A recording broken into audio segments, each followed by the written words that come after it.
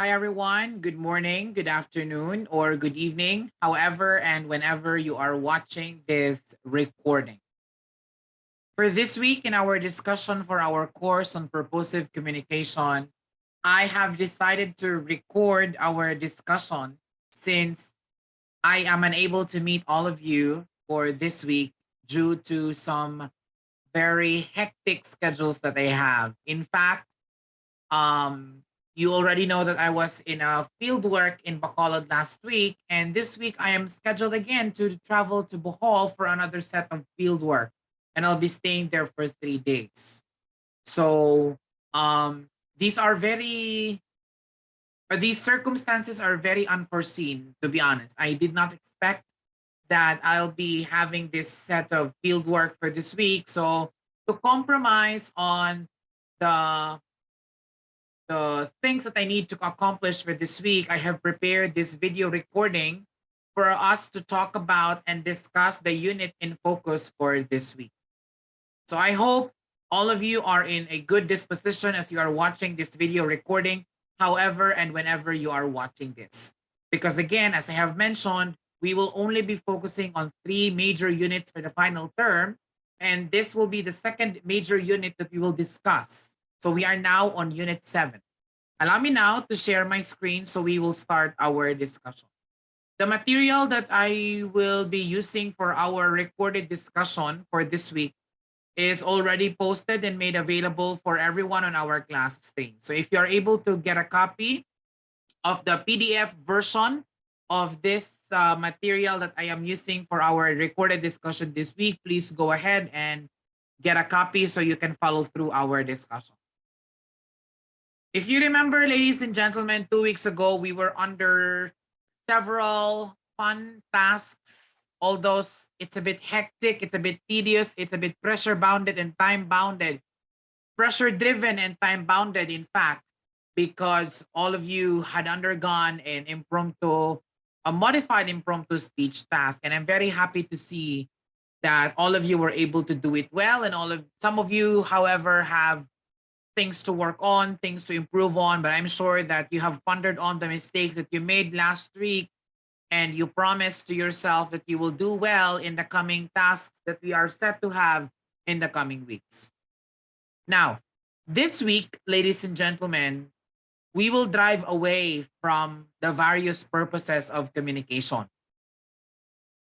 We will zoom out from the memorized ones, the impromptu ones, the extemporaneous ones, because the focus of our purpose of communication for this week is not similar to what we were focusing on 2 weeks ago.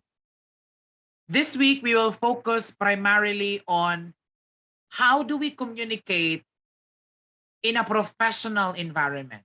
So this week on Unit 7, we'll talk about communication for work purposes. I will teach you how you can communicate professionally, because I'm sure that every one of you here will end up as professionals in the long run. As early as now, I'll be teaching you how to serve your purpose in communicating with other people professionally. First, let's define what is workplace communication. When we say workplace communication, this is a discipline of its own. It's a standalone communication. It's unlike anything that you have known so far. It's unlike academic or scholastic writing even. It's not the same when we are writing essays. It's not the same when we are delivering impromptu speeches. It's completely different. Workplace communication serves specific purposes for individuals, groups, organizations, or departments. To some of you here in our class who are already working students or who has experience in working, could be freelance, part-time, or any other gigs, or we call it rackets, no? If you have that, I'm pretty sure that you have already mingled with people in the professional world, people who are already big in their respective industries, people who are already influential in their respective professions. I'm pretty sure you have already encountered and you have a good share of experience for that.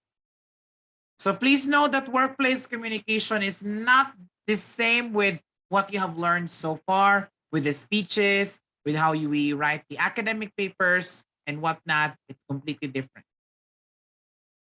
Now, since we're talking about workplace communication, this is talking about professional communication. Let us talk about the following things to consider, because there are a lot of things that we need to consider when we talk about communication in the workplace. When we are in a certain working environment, we do not communicate with people who we converse or who we mingle with the same with the people who are close to us. We do not speak with our heads just like how we speak with our friends. There are distinctions, there are boundaries that has to be set. Okay? So let's talk about the following things to consider in communicating in the workplace. First, remember your purpose. Why are you talking? Why are you speaking in your workplace? Consider the following questions in thinking about your purpose in communicating in a workplace. First, you ask yourself, am I writing or am I speaking primarily to create a record, to request or provide information, or to persuade information? Are you there to provide that piece of information that your heads are asking you to submit? Are you there to convince your boss? Are you there to convince your academic head to approve your request for loan or to approve your request of this and that?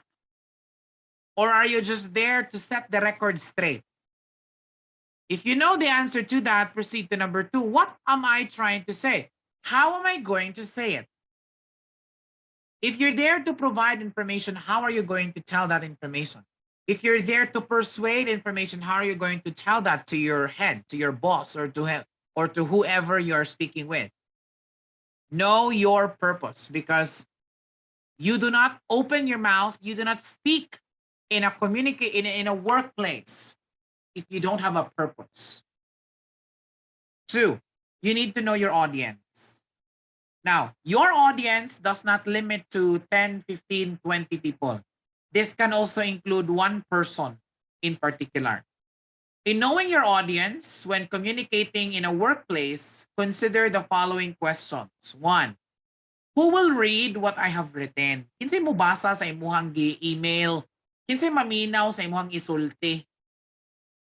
Okay, you have to know who is your recipient, who's your addressing. 2, what are their job titles or areas of responsibility? Is he or she the CEO? Is he or she the district superintendent? Is he or she the school's division superintendent or supervisor? Program supervisor, perhaps? An accreditor? You have to know their job titles. What do they already know about the specific situation, especially if you're talking about something that may turn as an obvious thing already in that particular situation.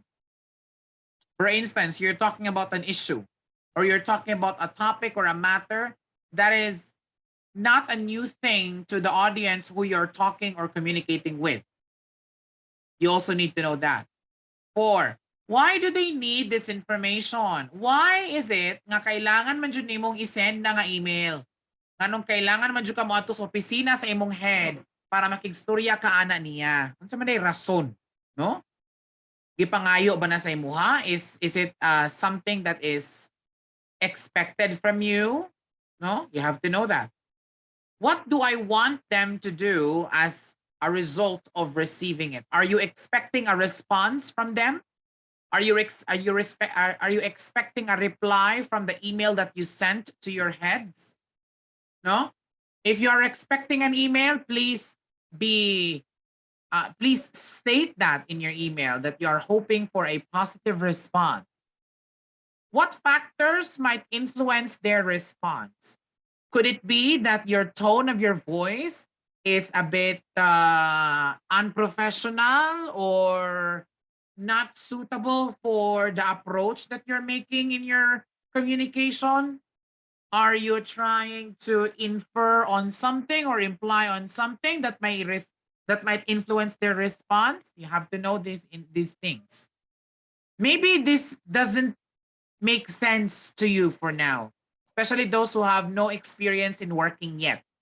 But pretty much soon, when you are already in your respective working environments, I'm sure that you will go back to this discussion and look into these aspects because you will then realize that this actually makes sense. Next factor to consider is this one. We have the categories of workplace communication. When we communicate with a colleague, when we are communicating with a worker, when we are communicating with our higher ups, with our heads, with our supervisors, there are categories in that. First, we have upward communication. It becomes an upward communication if you are speaking with, you're speaking from your position to an audience above you in the job hierarchy. So for instance, I am a part-time professor, I'm a part-time instructor, and I'm communicating with our department head or department chairperson, and that is Dr. Carmel Vip Derasin. So my approach in workplace communication is upward communication. Okay?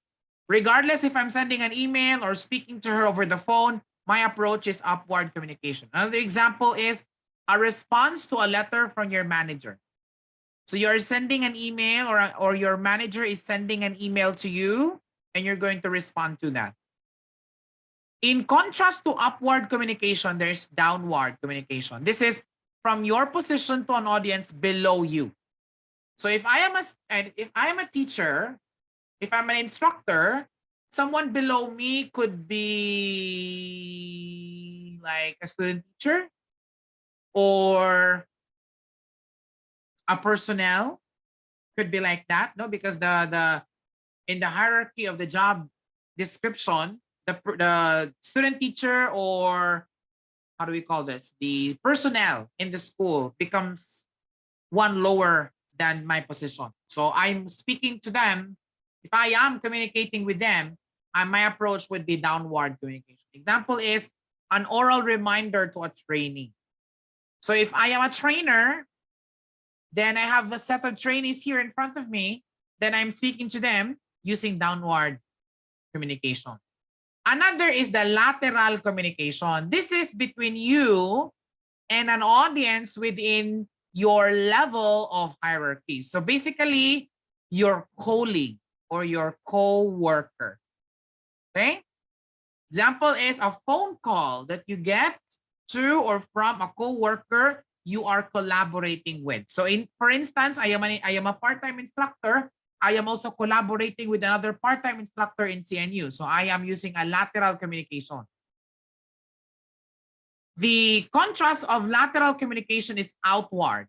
This is between you and a company that you do business with or an audience outside your workplace. So if I am working in CNU and if I am communicating with someone from the publishing company who provides textbooks for my students or for my classes, then my approach to that company is outward communication.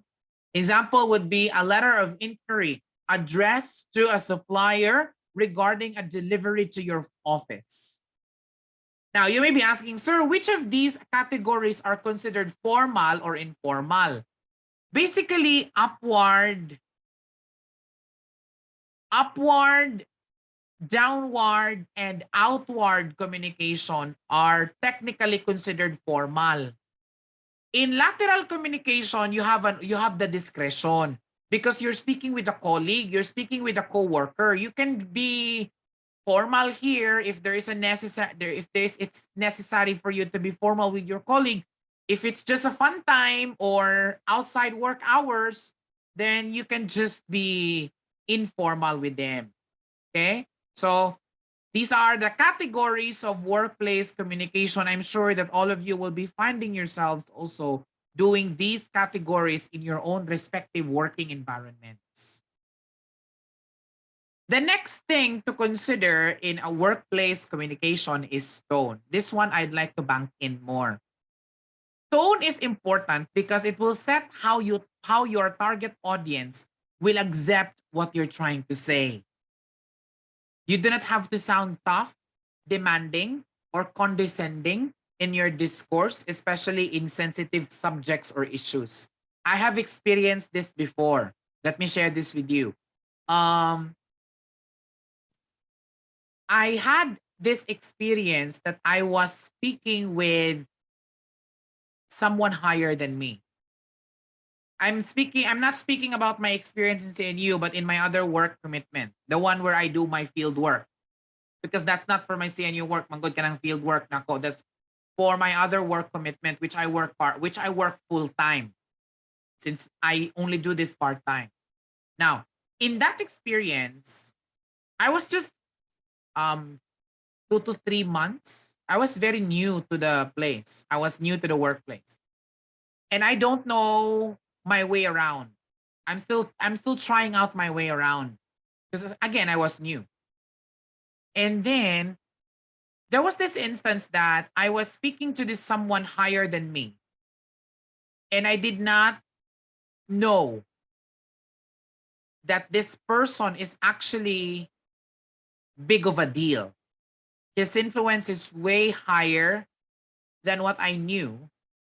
And somehow I realized that I underestimated him. Like I treated him as someone somehow lower or the same with me. Same with my caliber, to be specific. So I was wrong with that.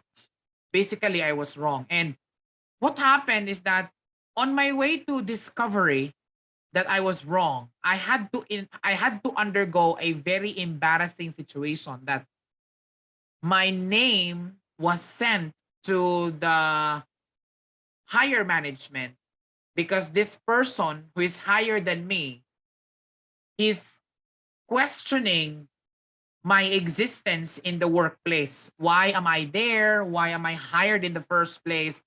If I send an email or I talk to him like that. So I admit during that time when when I had that circumstance that I was really mistaken. I was I was not mindful of the tone that I was using in sending my email, in communicating with him because I was unaware of who he actually was. It's actually a man, no? I was unaware of who he actually was and what he is capable of and what his influence is.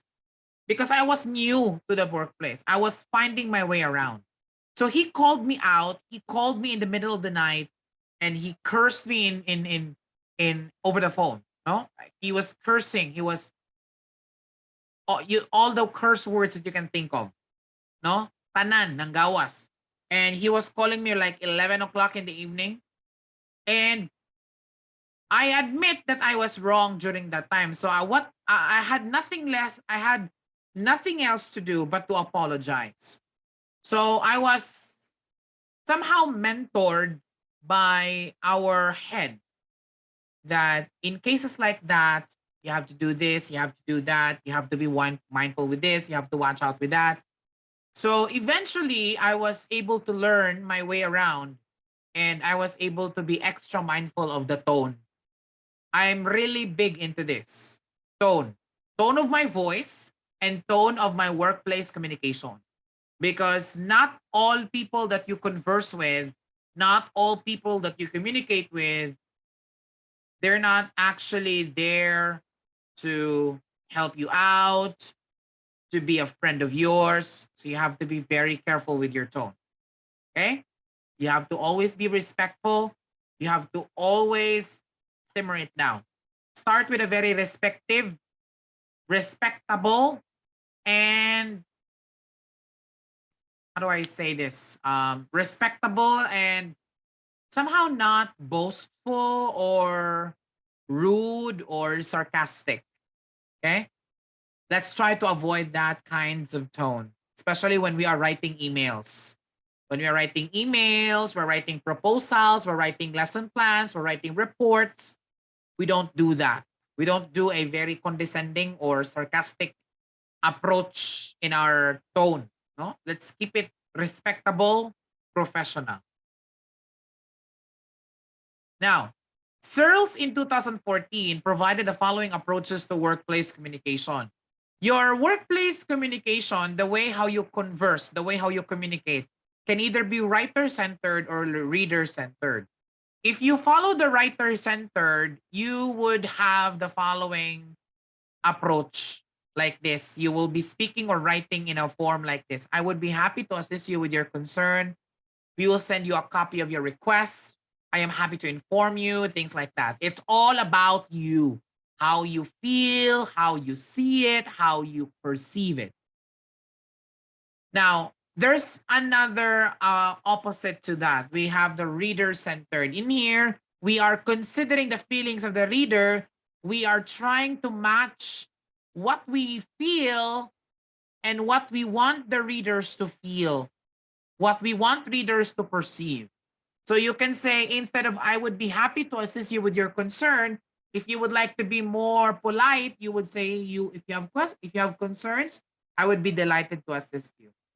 Instead of you saying we will send you a copy of your request, you just say the copy of your request has already been sent to your respective email. Please check it on your end and see if you have received it. If not, please let me know. Instead of you saying, I'm happy to inform you, you would just say you would be glad. You would be delighted to know. You would be delighted to receive this good news that this and that. Okay? If you're going to ask me, ladies and gentlemen, sir, what's better? Do we have to be writer-centered or we have to be reader-centered? My answer would be, it depends. It depends on the nature of your discussion. It depends on the nature of your communication. If you're trying to be more informative, if you're trying to be more responsive, you would go for reader-centered. But if your approach there is like you are concerned about if the person is understanding you, if you're getting the concern really well, you are there to help you, you are there to assist you, your main concern is the other person and not you yourself, you go with reader-centered. You will not go wrong when you follow the reader-centered approach. Because in here, you become more polite, more respectful, and more considerate. In the writer-centered, it's still okay, but some people would perceive you as selfish. Some people would say, ay, nga na din na siya, pero always about himself, always about herself. Okay, writer-centered approach is not wrong, but please watch out for those kinds of people in the workplace. I would suggest for you to follow reader-centered approach. Now, another is this one. Sometimes we really cannot do away from receiving negative comments. Or we cannot do away from giving negative comments. Sometimes we give negative comments. Sometimes we receive negative comments. For instance, you have to say, I cannot process your request for a credit in your account unless you do something about it. To the customer or to the person who you're communicating with, that's a bit negative. To turn it into a positive note, you would say, your request for a credit in your account will be processed shortly. And then you would add, ma'am, in order for me to process this properly, I need you to cooperate and provide me the following pieces of information. Something like that. And then if you have this one, your request is being investigated by the HR department. It's like something is going on here. Like, why is it being investigated still? It's negative.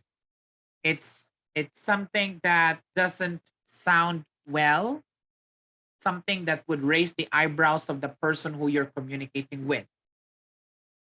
If you want to make it more of a positive note, you can say your request has been investigated by the HR department. Just like that. It's like you're telling the person that your concern is being taken care of. It's something positive. Another, if you're handling a business and you say, oh no, we're already closed after 5 p.m. We cannot accommodate customers beyond 5 p.m. Instead of you saying that, you say, oh no, don't worry. You may visit the office daily until 5 p.m. That's fine. Okay? You are cultivating a positive attitude You are cultivating a positive environment to the people who you work with or to the people who is working for you. Okay?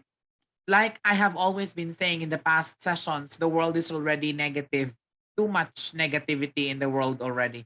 Let's give more positivity this time.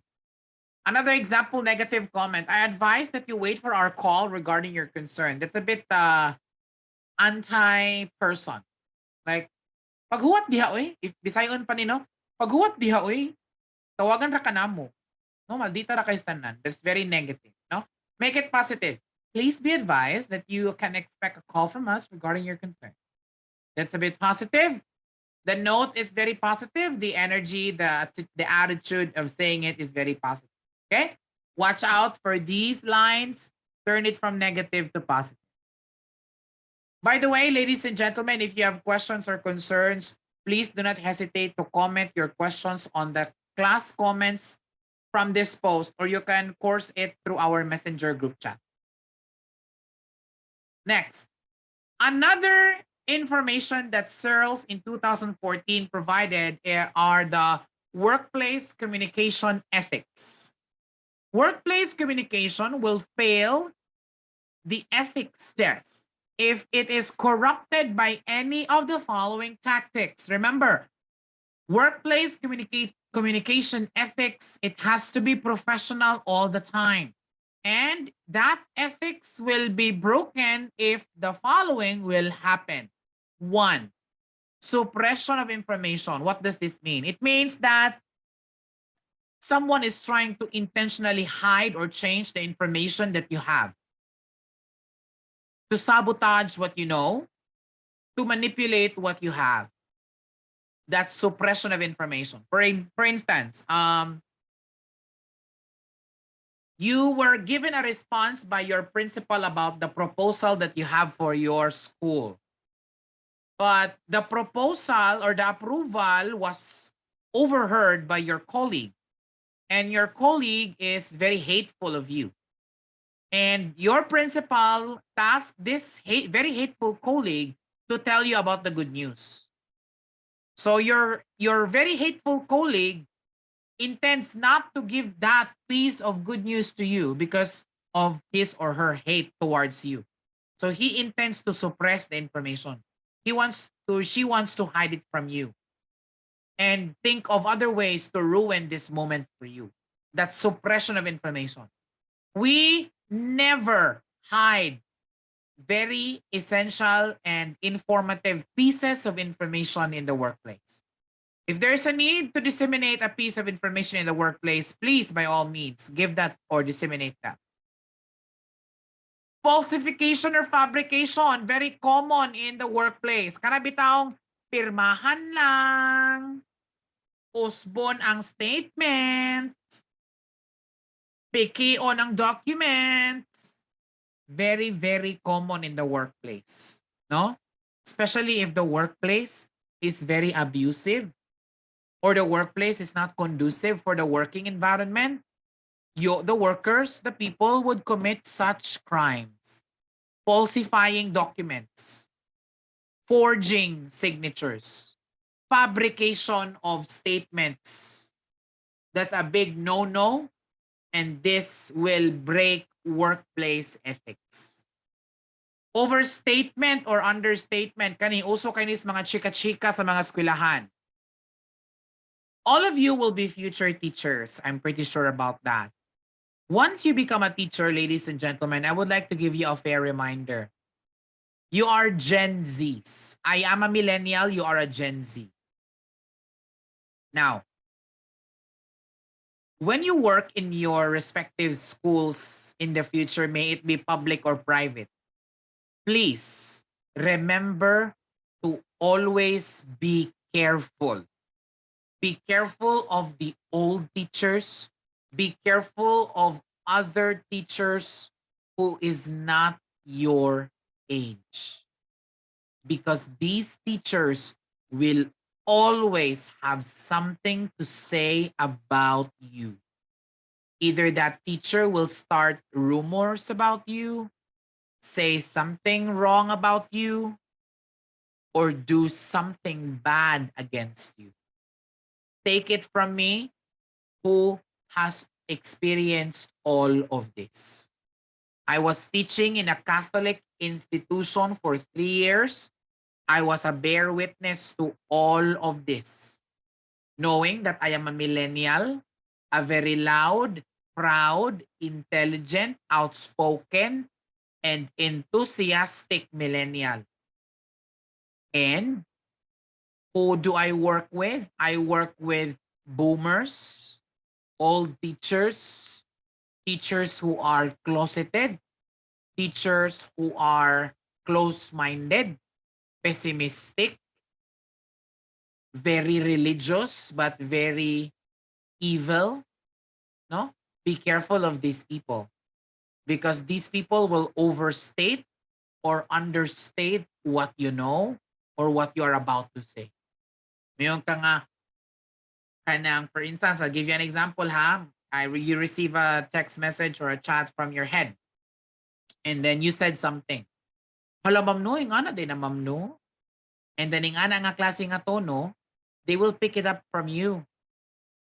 Hala no, nga na din na ma'am no. And then that teacher who is not the same with your age or the same with your generation, lainon na nagsabot. And then they will say it to other people. They will overstate what you have stated and make assumptions that are actually wrong. Okay? Be careful about these people in the workplace, regardless if you are teaching or regardless if you are in a specific working environment. Call center industries, other businesses, any other ventures that you know. People will always have something to say, and people will always pick up something, a rock even, to throw at you to prove that you're at the wrong, even though you're doing everything right. Be careful about that. Next, selective misquoting. Very common also in the workplace and even in the real world. What is selective misquoting? This is deliberately omitting damaging or unflattering comments to paint a better but untruthful picture of you or your company.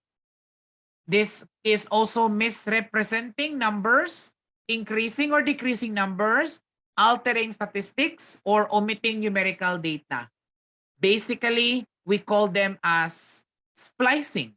If it's a video, it's video splicing. If it's a statement or an information, it's called selective misquoting. Karamihan ka nga, I love this workplace, but it doesn't fit me well. And then ang kuhaon sa laing tao, ang katong it doesn't fit me well. Wala na focus ang I love this workplace. That's selective misquoting. That's a big no-no. Watch out also for that. Do not fall victims of these people who will deliberately find or make something that is not true about you because of selective misquoting. Okay? This is a big red flag that breaks workplace communication ethics. Example here. Ang full quotation is, I've enjoyed at times our firms or association with Technology Incorporated, although I was troubled by the uneven quality of their service. At times, it was excellent, while at others, it was far less so. Pag-abot sa selective misquoting, gipanguha ang uban. Tanawan sa inahintabo.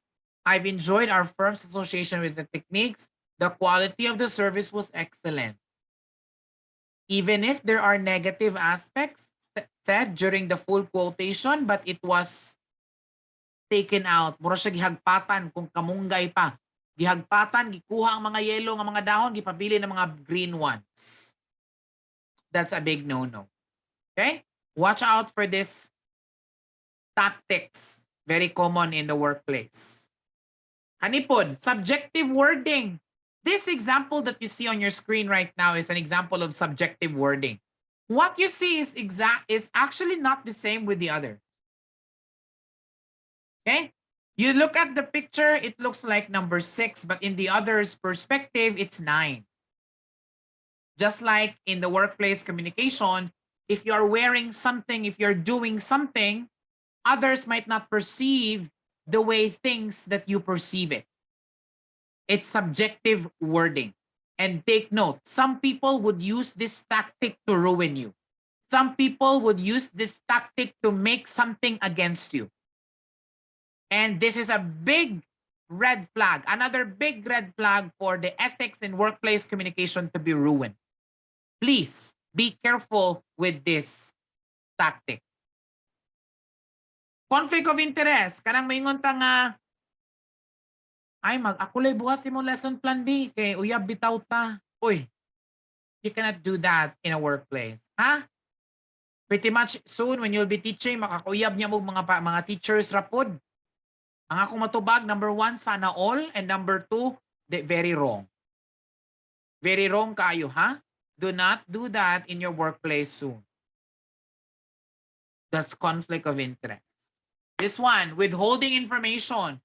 You intentionally do not wish to open your mouth and give that expected piece of information because you simply don't want.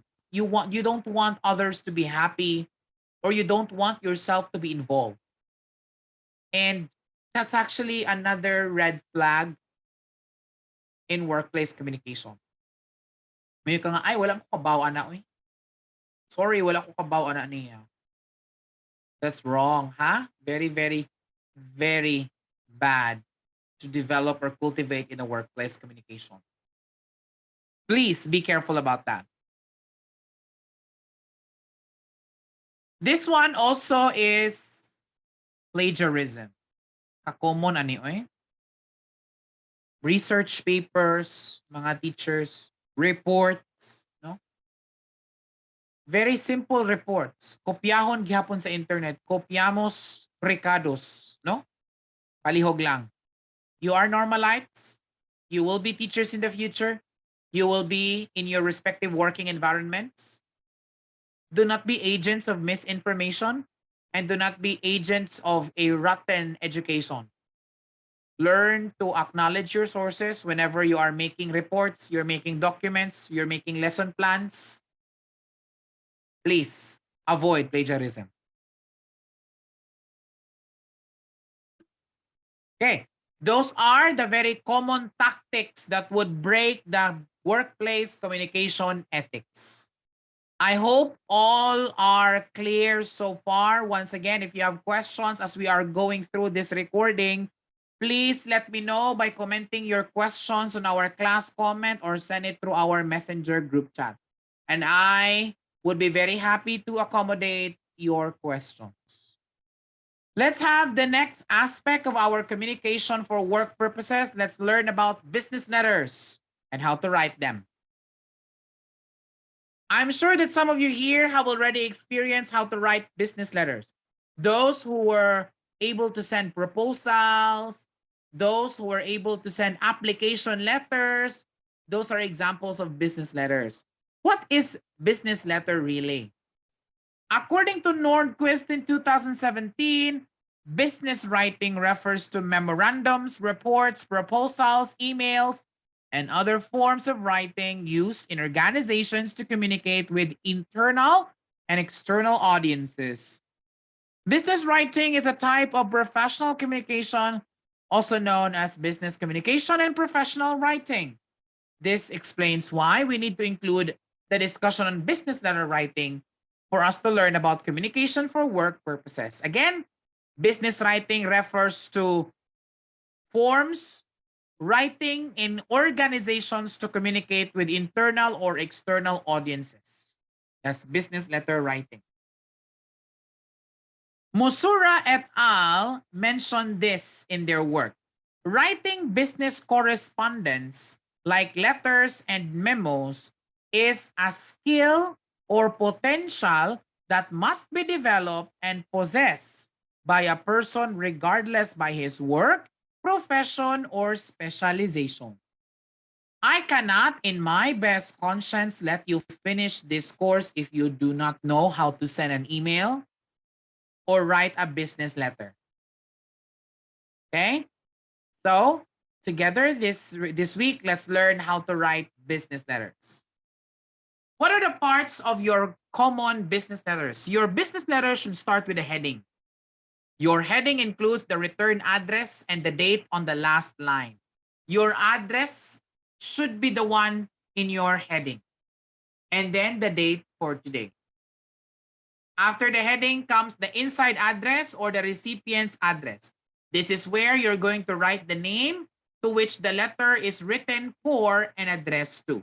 So you have to write the complete name in all capital letters. Again, take note, write the name of the addressee in all capital letters. Make it bold also. Okay? Mr. John Doe, make it capital bold, and then the position of the person, the company, and the address. Okay? That's inside address. Next is the salutation. Salutation is the greeting part where we write a polite and a conscious manner and then we follow it with a colon. Palihog lang ha, klarohon na to. Dili semicolon ha, colon. Business letter gani, colon. Now, in your screen, you see list of very formal salutations. You can say to whom it may concern if you don't know who you are writing with or who will be reading your letter or your email.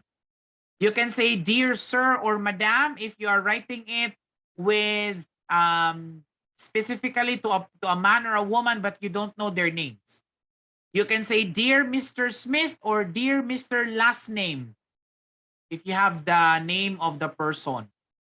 Then, if it's a doctor, please address it properly. If it's a professor, or just the name.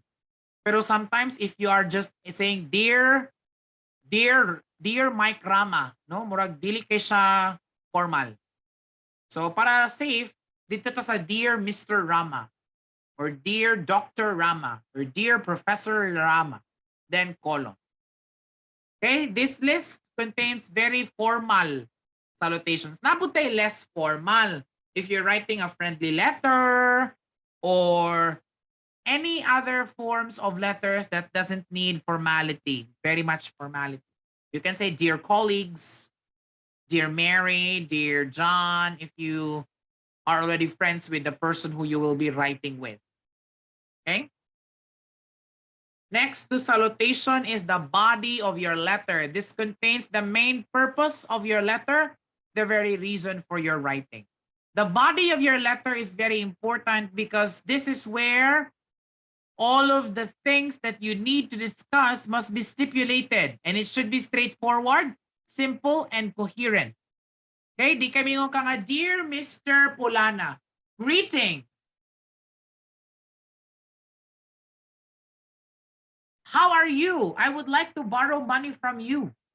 Something like that. Or, greetings. I would like to resign from my post. Thank you. That doesn't sound formal at all. Start with pleasantry. How are you? I hope the things are well this past day.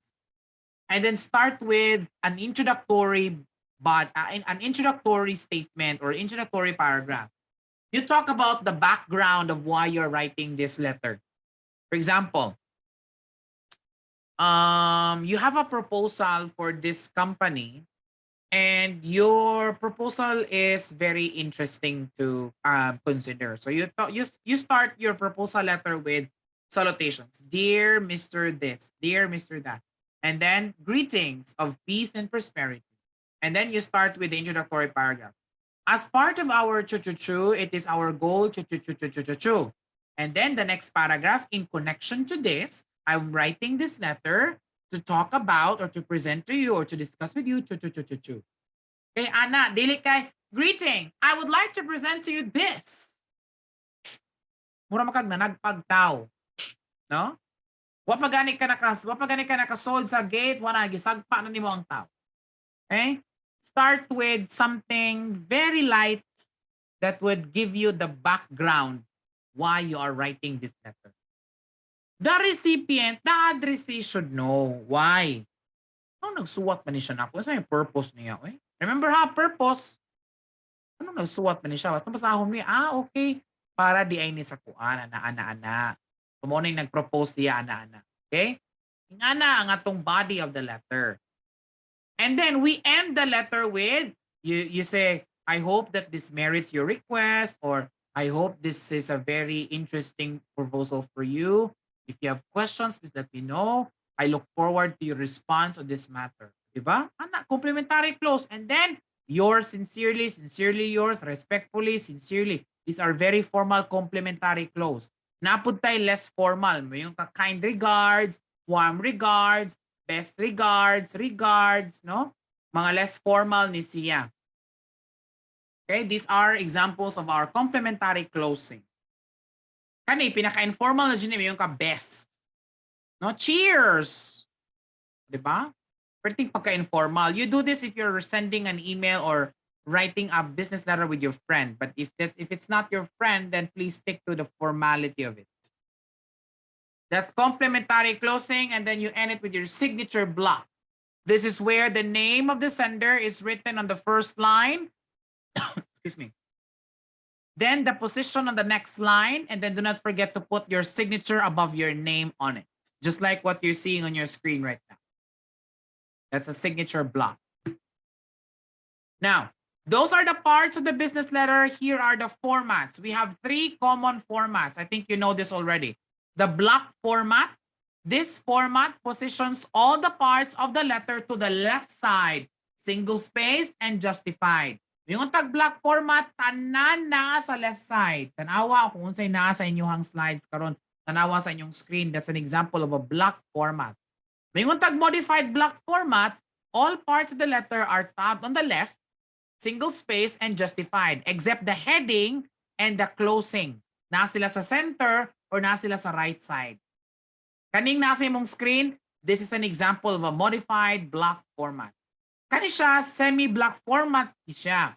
The paragraphs are indented instead of placing them all on the left. So, in the laptop or your desktop computer, ang atong pag-indent, i-press ra ang tab key sa keyboard.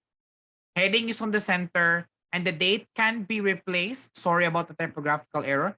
The date can be replaced in the right side, 3 spaces after the headline. The recipient's address is on the left and the closing is on the right. Okay? Again, we have the block, modified block, and semi-block format for our business letters. Here are frequently written business letters and their examples. Pinaka-sikat nga business letter is kanang letter of request. So this is an example of a letter request, no? That you write.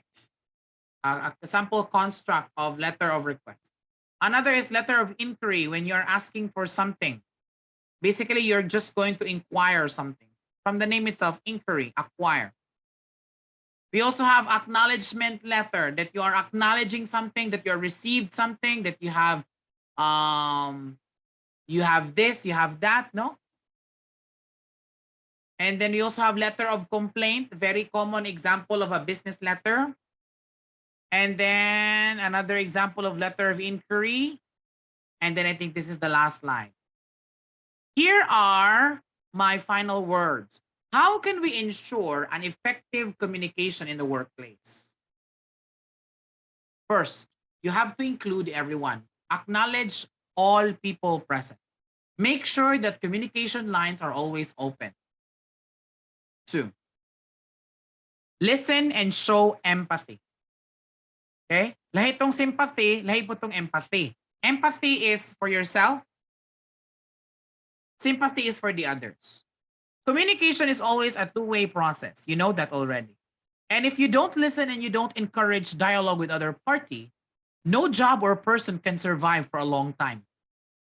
Kana bitawng one-sided ra ang communication, you will never survive in that. It has to be two-way. People will listen to you, and you'll also be listening to the people. Listening shows respect and allows you to become familiar with extraordinary problems that you may have to solve as an employer. If you're an employer, that's that. If you're an employee, it's also another thing. Next is to ensure that you send your message clearly. Klaruha in taon pagsuwat inyong business letter. Klaruha pagsuwat inyong reports. Klaruha pagsuwat inyong emails. Make sure your message is clear and accessible to the intended audience. To do this, it is important that you speak clearly and politely to convey your message clearly without confusion or offense. Okay? We don't want to make arguments with other people. So let's keep it polite, let's keep it simple, let's keep it respectful. And last tip, last advice. Choose your medium carefully. Once you've created your message, you need to make sure if it's in the best possible format. If there's a need for you to write it, go ahead, write it. But if there is an opportunity for you to tell it face to face, go ahead. Take the opportunity to tell it to the person face to face. Okay? You have the option. You have the medium. You should know which one is better, which one fits best. Include everyone, listen and show empathy, send your messages clearly, choose your medium carefully. If you know all of these four, then you can ensure an effective communication in the workplace. And with that, ladies and gentlemen, we end our discussion with communication for work purposes. I hope that in this recording and our discussion for this week, you have gained so much on how you can learn, how you can communicate professionally. Now, I will not be giving you any asynchronous task on Thursday, ladies and gentlemen, but please stand by because next week, all of you will undergo academic task number 4. What will be the academic task all about? It's all about writing, not speaking this time. All other instructions, details, and guidelines for that academic task will be revealed next week. For now, just stand by, take notes, and learn from our discussion this week. So you will know how to do your academic task number 4 next week.